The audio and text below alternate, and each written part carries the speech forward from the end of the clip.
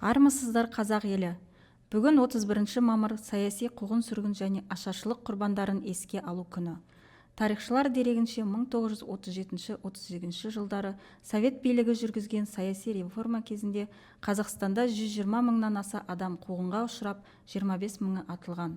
Оның соңы ашаршылыққа ұласып, Қазақстанда 1,5 миллион адам қаза тапқан болатын. Біз бүгін ел тірегі тіркелмеген саяси партиясымен және де Ауған-Тәжік соғысының ардагерлерінің атынан осы ескерткішке гүл шоғын қою шараларын өткізіп, құрбандарымызды еске алудамыз.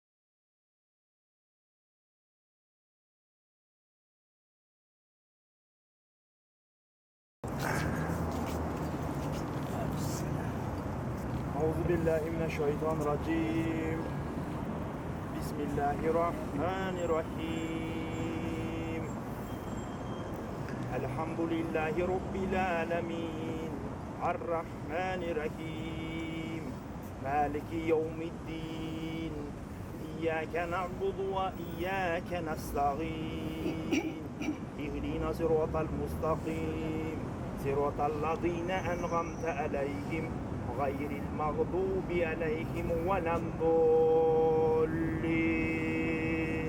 آمين.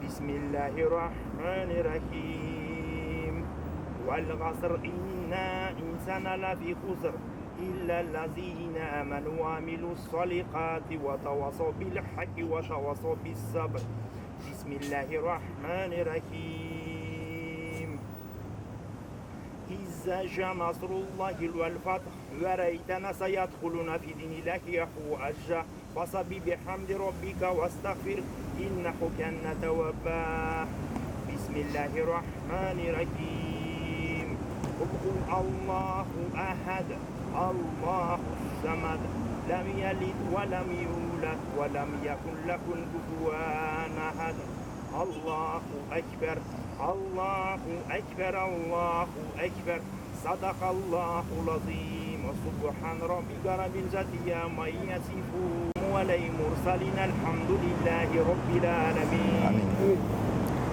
آمين آمين آمين صلوات الله صلوات iman şirin şirin okuyan Kur'an-ı Kerim'in savun La ilahe illallah Muhammed Resulullah da boş dünyadan ötken Cami'i Müslümanların ruhuna bağışlap, adam ata Havana'nın ruhuna bağışlap, peygamberlerimizin ruhuna bağışlap, adamzattың asıl tacı Muhammed sallallahu aleyhi ve sellem'nin ruhuna, onun otbasının ruhuna, sahabalarımızın, tabiğinlerimizin, şehitlerimizin, ata babalarımızın mынау құрбандық болған ата, ана, апаларымыздың рухтарына бағыштап, жатқан жерлері жәннәттің топырақтары торқа, имандары саламатты. Я Алла амалдаптерін оң жағынан бер. Я жаратушым пейіштің төрінде орын беріп, амалдаптерін оң жағынан бергейсін. Я Аллахым елімізге, халқымызға, Қазақстанымыздың болашағының жарқын, жадырап, терезесітен елдердің қатарында көрінуі нәсіп еткейсің, я жаратушым.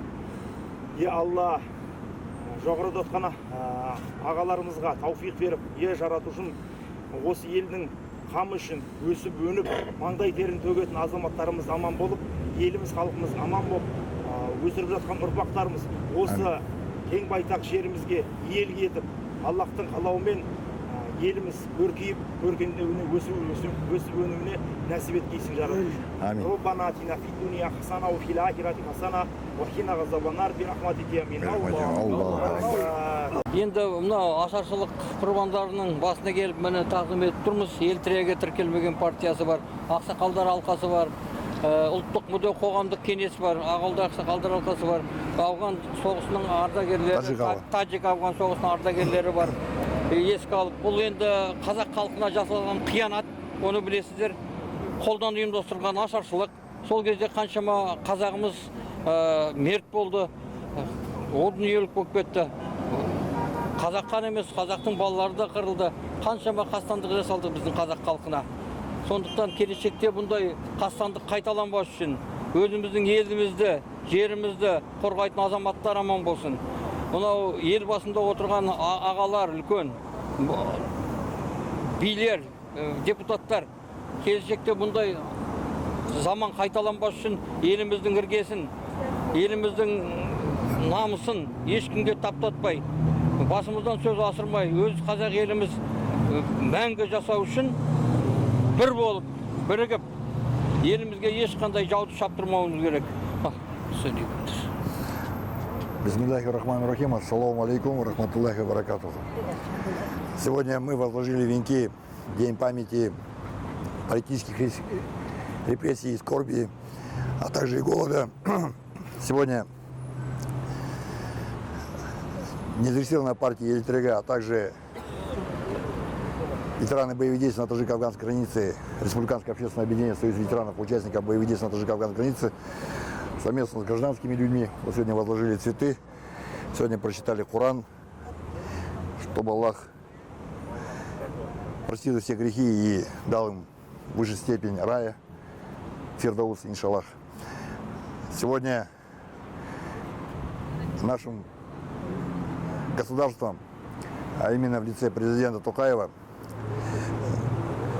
проводится рабочая комиссия по реабилитации памяти жертв политических репрессий. Я считаю, что мы должны в этом числе и придать статус ветеранов боевых действий, а также ветеранов Второй мировой войны Туркестанскому легиону.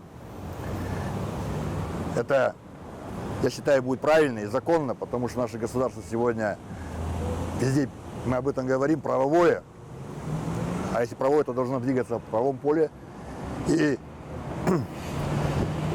говорить здесь открыто, это вот то, что сегодня уже более 3 лет не проводится ни одного Дня Победы. Это, я считаю, тоже правильно, потому что в свое время мы написали еще в декабре месяце 2019 году нашим союзом республиканским письмо на имя президента Токаева о том, чтобы не проводить, потому что это вот эти вот бессмертные полки, вот эти вот парады, это все тема, я считаю, для Путина. Вы видите, сегодня агрессия произошла в Украине, и никто не застрахован ни в иностранном мире. Поэтому вот эти вот парады, вот эти вот бессмертные полки, я считаю, что в Казахстане ни к чему. Мы должны вот для наших честь погибших, память погибших наших воинов, а также репрессированных во время голода, голодомора, где погибли более 5 миллионов наших казахов, где более 20 тысяч погибли алашардинцев, наших героев Казахстана.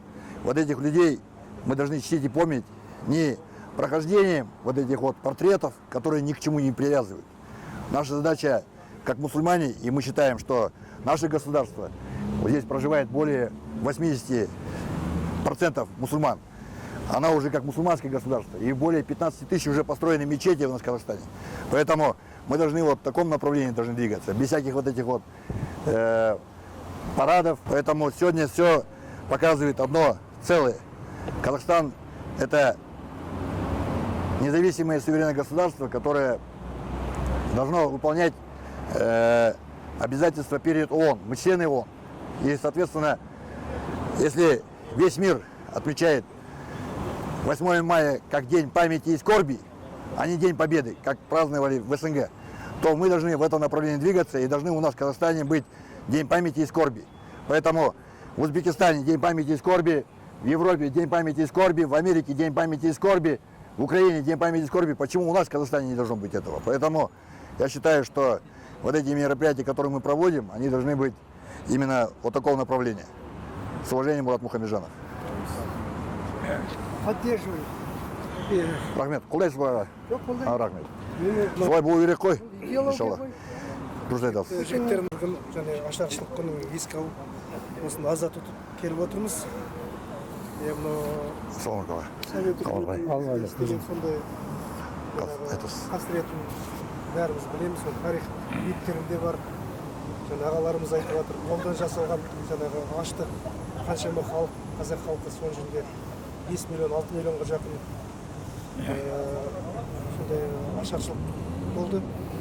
Одан қолды мынау репрессия күні қоғам қайраткерлерін жаңағы қудалау басталды.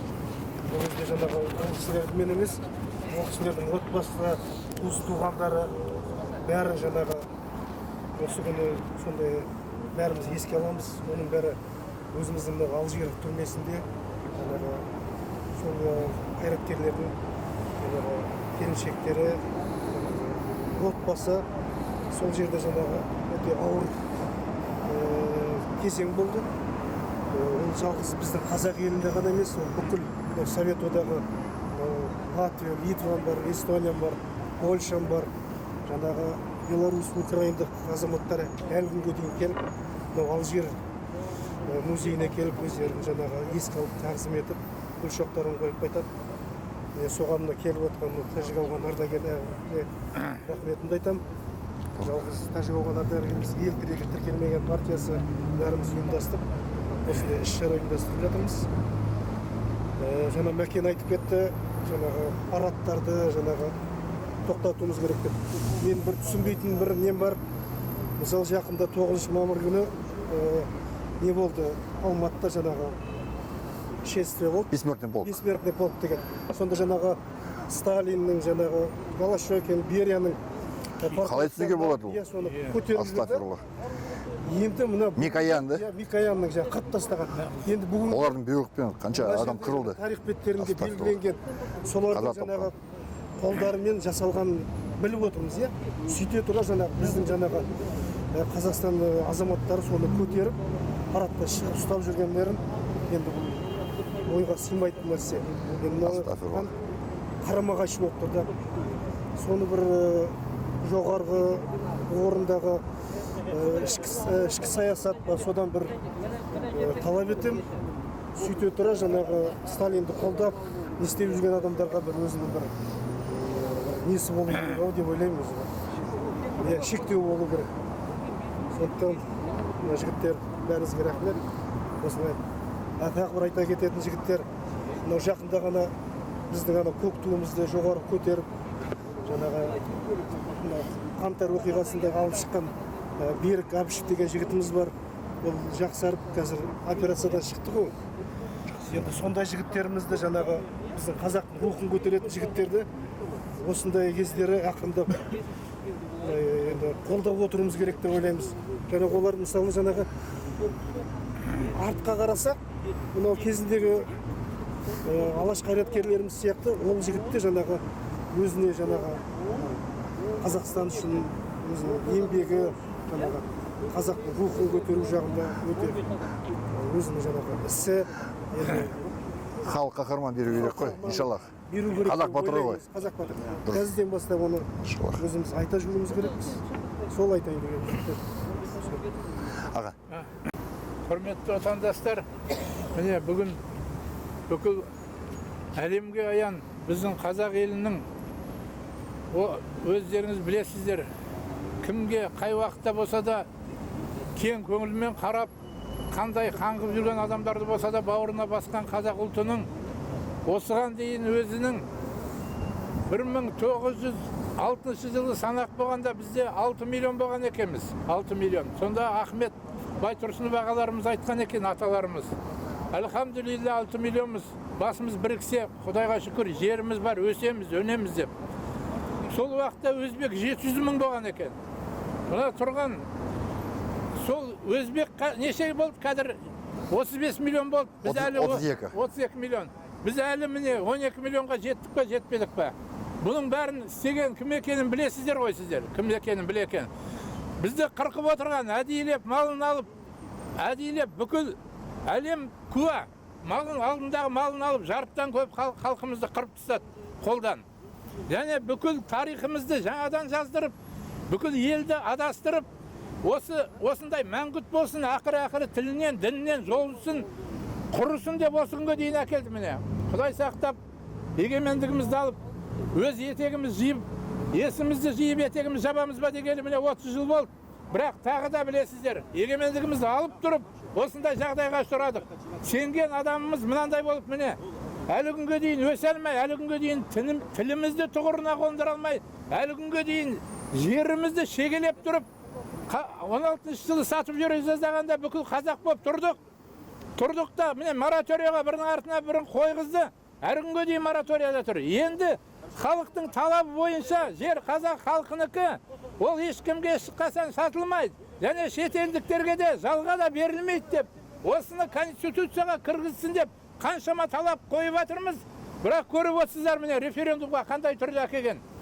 Қазақ халқынікі, бірақ оны үкімет арман қарай қолдануға өзі құқылы депті. Бұл тағы да алдау халқымызды, тағы да сорлы халқымызды, аңқал халқымызды алдау. Жер болмаса, тіл болмаса, біз өзі міне дүбәра болып біттік қой, білесіздер. Дүбәра болып біттік. Сондықтан енді қалғанымыз етегімізді жүйіп, мына есімізді жинап, етегіміз жауып, осылай бірігіп, мына билікке қазір жаңа Қазақстан істейміз, міне жақсы жолға түсеміз деп атқан билікке құлақ салып, халыққа құлақ салсын. Халықтың ішінде иманды, сауатты, текті азаматтар бар, халыққа жан ашитын. Соларға тезірек реформа жасап, билікті соған берсін.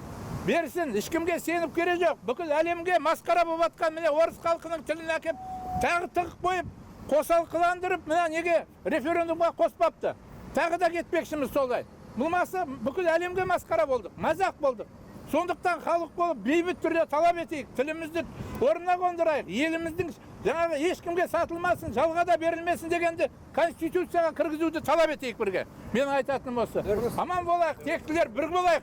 Бір болып, рухымыз бір болса, бізді ешкім ала алмайды. Біз қазақ халқы ешкімнен кем емеспіз. Қанша қырып жойса да, 50% жойып тастаса да, біз өзімізден кейін, соғыстан кейін, соғыстың уақытында қаңғып келген қаншама елді, қаншама халықты бауырымызға бастық. Солар қазір ортамызда байып алып, бізден артық тұрады. Біздің өзімізге, үстімізге, төбемізге шығып, кеше жаңада айтып отырсыздар ғой, кеше Алматыда. Бізді қырған Сталиннің, жаңа Берияның нелерін алып, өзімізді мазақ қылып жүр. Осыны тоқтатсын. Қазақ халқының намысына тиеберген тоқтатсын. Тоқаев мырза болды. Халықтың шегіне жетті. Кешегі қаңтар оны дәлелдеді. Арман қарай халықтың шымбайына тие бермей, халықтың айтқанымен санасын. Мен айтатыным осы. Біз орыс тілді конституция шығару керек. Тек қана қазақ тілі мемлекет тілі болу керек. Менің ойымша. Дұрыс па? Мамырда репрессияға ұшыраған біздің аталарымызды, әжелеріміздің еске алу күні 125 мыңға жуық қазақтың қаймақтары бәрі жазықсыз атылып кетті. Ахмет Байтұрсынов, Тұрар Рысқұлов, Сакин Сейфуллин, Бейімбет Малин деген сияқты ең мықты күсті қазақтың қаймақ аталарымыз атылып, жазықсыз атылып, оған қарамағанда ол кісілердің әйелдері, тіпті аналарына дейін, қыздарына дейін бәрі осындай қуғынға ұшырады. 100 мың адам, 125 мың адам жайдан жай қуғынға, ешқандай жазықсыз, сонша қиындыққа қазақ халқы осындай қиындықта бола көлер. Енді осындай қиыншылық күндерімізді ешқашан ұмытпауымыз керек. Оның жалғыз қазақ халқының қасында болған неміс халқы бар, украиндықтар бар, одан кейін жаңа шешен, ингуш, корейстер, дагестандықтар, солардың бәрін осы халықтарға геноцид жасалған Сталин репрессиясында. Ондай қиыншылық күндерімізді ешқашан ұмытпауымыз керек. Ассалаумағалейкум, ардақты ағайын. Мынау бүгін тарихымызға айналып қалған қазақтың зұлмат уақытына айналып келіп, бүгін құрбандарымызға гүл шоқтарын қойып, Құран бағыштап, сол Құранның нұрымен жатқан жерлері жайлы, топырақтары торқа болсын деп келіп жатқан жайымыз бар. Бірін айтып, бірін кетеміз. Қазақ халқы осы саясаттың арқасында біраз құлдырауға айналып, 6 миллион халқы бар Қазақстаннан 3,5-4 миллионға дейін сол зұлмат апатта қаза тауып әлі күнге дейін өз есімізді жия алмай келе жатқан сәтіміз бар. Сол уақыттан бері қазаққа ауызбіршілік керек, бірлесуіміз керек деп келе жатқан Алаш Орданың азаматтары да әлі уақытқа дейін бір түйінге келіп ауызбіршілігімізді қолға ала алмай келе жатырмыз. Сол үшін де менің айтарым,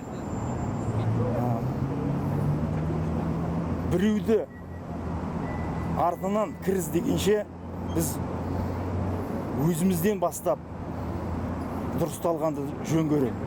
Менің ойымша, біз өзімізді дұрыстасақ, қасымыздағы адамымыз да дұрысталады, мемлекетіміз де дұрысталады. Менің өзімнің ойымша. Сол үшін де қымбатты қазақ халқы, менің атам Мұстафа Шоқай айтқандай, әлде де болса бір тудың астына жиналып, ауызбіршілікте болып, сол көк туымызды кеше қаңтар оқиғасында көтергендей биікке көтеріп, Қазақстан халқын елмен қатар көршілес елдердің терезесімен теңдей қылып көтеретін азаматтар жасасын дегім келеді. Рахмет. Тәжік-ауған шекарасының ардагерлері, тіркелмеген партия ел тірегі, мына жерде қанша азамат ағаларымыз келіп жатыр. Барлығына Алла разы болсын, істеген істеріне Алла берекесін берсін. Амин. Қазақстан жасасын. Ардагерлер отанын сатқандардың әйелдеріне арналған Ақмола лагеріне аттанды. Ең үлкен кеңестік әйелдер лагері ГУЛАГ архипелагының 3 аралының бірі. 1938 жылы лагерде 8 мыңға жуық тұтқын әйел болған.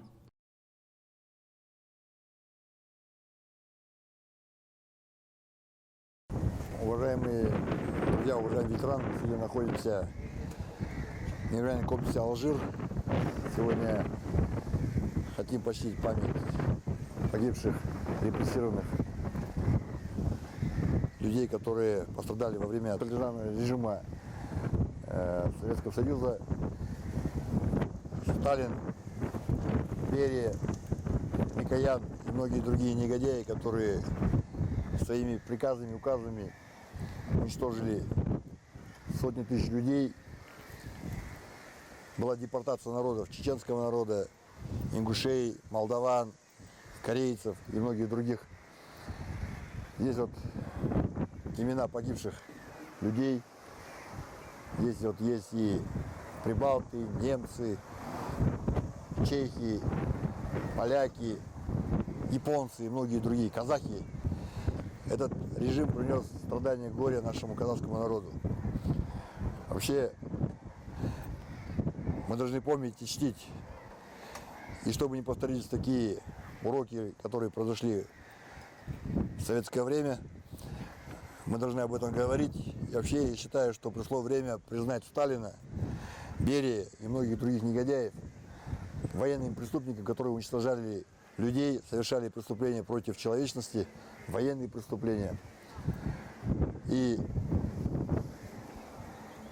в дань уважения наших погибших, наших умерших людей мы должны, во-первых, реабилитировать всех тех, кто не реабилитирован, раз. Второе, придать именно советскому режиму, тоталитарному режиму, это признать его нацистским, фашистским режимом. Не должны этого скрывать. Сейчас многие под советской маркой пытаются там сделать то, что они делали там, спасали человечество. На самом деле мы все прекрасно знаем, что Сталин и Гитлер развязали Вторую мировую войну. 1 сентября напала фашистская Германия на Польшу, 17 сентября напал Советский Союз на Польшу. И 27 тысяч поляков, польских офицеров были расстреляны без суда и следствия. Более 80 тысяч сразу же с ними были расстреляны и простых граждан Советского Союза. Поэтому, я считаю, уже пришло время поднимать вопрос о том, что признать злом человечества нацизм, фашизм, сталинизм. Вот эти вот 3 названия это должны звучать из уст. И сегодня, вы видите, война, развязанная в Украине, где сегодня гибнут сотни тысяч людей.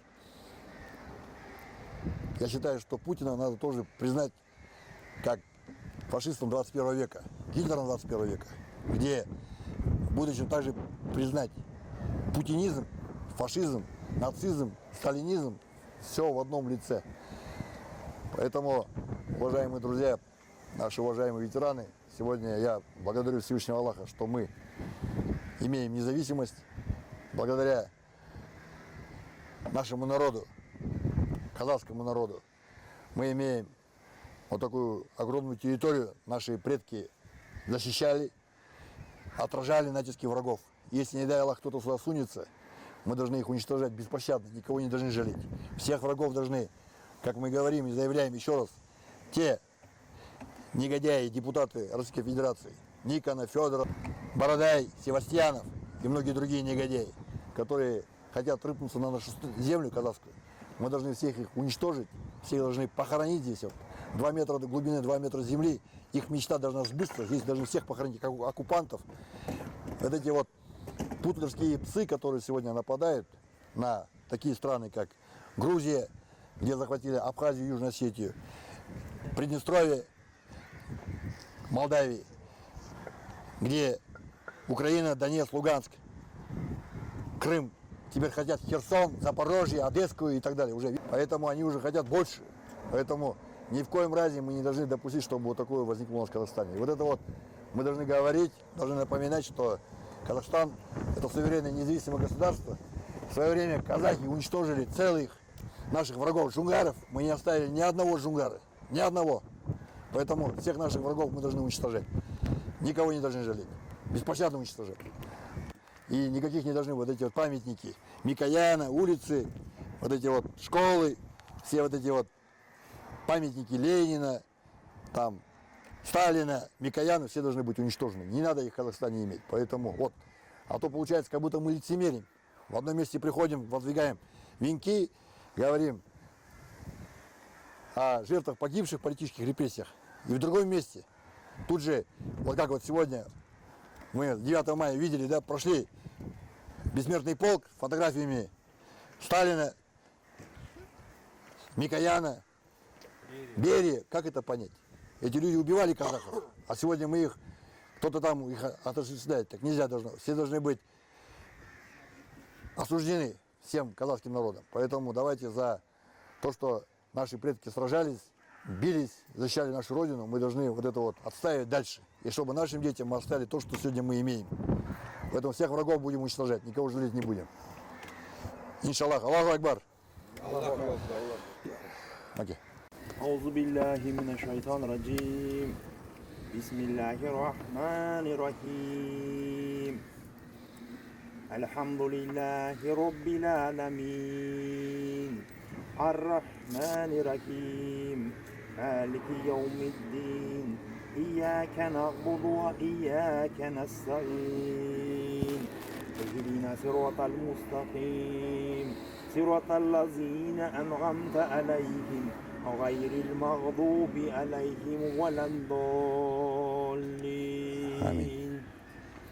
بسم الله الرحمن الرحيم قل أعوذ برب الناس مالك الناس إله الناس من شر الوسواس الخناس الذي يوسوس في صدور الناس من الجنة والناس الله أكبر الله أكبر الله أكبر صدق الله العظيم سبحان ربك رب العزة عما يصفون وسلام على المرسلين الحمد لله رب العالمين صلوات الله صلوات إيمان سيدنا La ilahe illallah Muhammadan Rasulullah деп осы дүниеден өткен жамиғи мұсылмандардың рухтарына бағыштап, адам ата Хауананың рухына бағыштап, пайғамбарларымыздың рухтарына бағыштап, сүйікті пайғамбарымыз адамзаттың асыл тәжі, екі дүниенің сардары Мұхаммед Мұстафа саллаллаху алейхи уассаламның рухына, оның отбасының рухына, сахабаларымыздың, табиғиндеріміздің, әулие әмбиелеріміздің осы жерде жатқан, осы жердегі La ilahe illallah Muhammadan Rasulullah деп дүниеден өткен мұсылмандарымызға бағыштап жатқан жерлер жәннаттық топырақтар торқа, имандары саламаттан бір Алла алдарынан жалқап. Е Алла, жұмақтың төрінде жандарын жадыратқайсың, жаратушым. Осы оқылған Құранның сүрелерімен жатқан жерлерін нұрландырғайсың. Роббана атина фид дуния хасана фил ахирати хасана ва қина ғазабан нар бирахматика. Аллаху акбар.